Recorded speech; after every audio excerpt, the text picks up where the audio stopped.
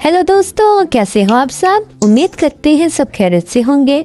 आज मैं आपको सुना रही हूँ बदसूरत बतख के बच्चे की कहानी। एक दफा का जिक्र है कि एक पुरसकून और खूबसूरत झील के किनारे एक बतख अपने 7 अंडों के साथ रहती थी। अंडे बहुत खूबसूरत और बड़े थे। एक दिन उनमें से छोटे छोटे बच्चे निकले। सबके बच्चे बहुत प्यारे और खूबसूरत थे, मगर एक अंडे से जो बच्चा निकला वो दूसरों से मुख्तलिफ था। उसकी छोटी आंखें और बड़ा सा जिस्म था। उसकी गर्दन बहुत लंबी थी।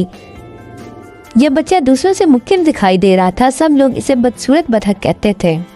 बदसूरत बच्चा बहुत उदास था क्योंकि कोई भी उसके साथ नहीं खेलता था। जब वो पानी में तैरता था तो दूसरे बच्चे से छेड़ते और कहते तुम बहुत बदसूरत हो।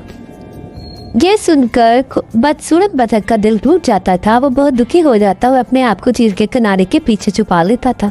एक दिन बदसूरत बतख ने सोचा कि वो अपनी जगह छोड़ दे और किसी नई जगह चला जाए।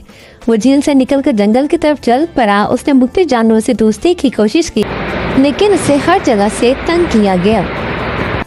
बदसूरत बतख के लिए सर्दी का मौसम बहुत मुश्किल था। बर्फ और सर्द हवा ने उसे मजीद कमजोर कर दिया।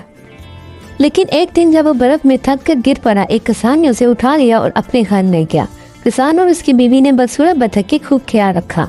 जब बाहर का मौसम आया तो बदसूरत बतख ने महसूस किया कि वो कुछ तब्दील हो रहा है। उसकी गर्दन लंबी हो गई, उसके पर खूबसूरत सफ़ेद हो गए। अब वो एक शानदार सफ़ेद हंस बन चुका था।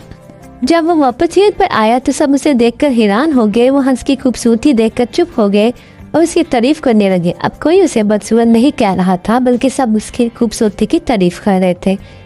बदसूरत बतख अब हंस बन चुका था और अपनी जिंदगी में खुशी और सुकून पा गया था। वो झील के पानी में तैरता, खुशी से और आज़ादी से जीता। मेरे प्यारे दोस्तों, ये कहानी हमें सिखाती है कि हमें अपने आप को या दूसरों को सिर्फ ज़ाहिरी शक्ल से नहीं जांचना चाहिए। हर किसी में कुछ ना कुछ खूबसूरती होती है, बस उसे देखने की ज़रूरत होती है। उम्मीद है आप सबको कहानी पसंद आई होगी।